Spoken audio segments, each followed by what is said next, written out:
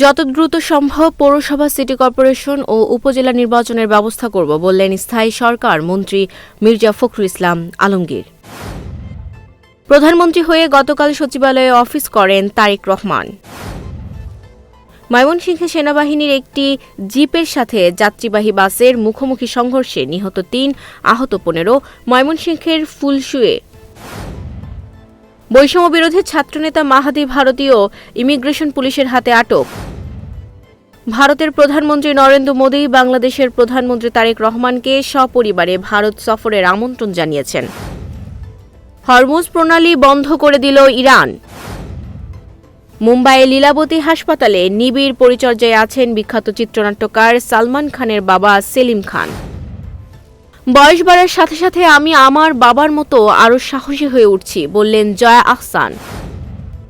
কিছুদিন অভিনয় থেকে দূরে থাকবেন কাজল, মনোযোগ দেবেন ধর্মীয় কাজে, নিজেই একথা জানালেন কাজল। চলচ্চিত্র পরিচালক কিরণ রাও চিকনগুনিয়ায় আক্রান্ত হয়েছেন। এখন তিনি বাড়িতেই সম্পূর্ণ বিশ্রামে আছেন।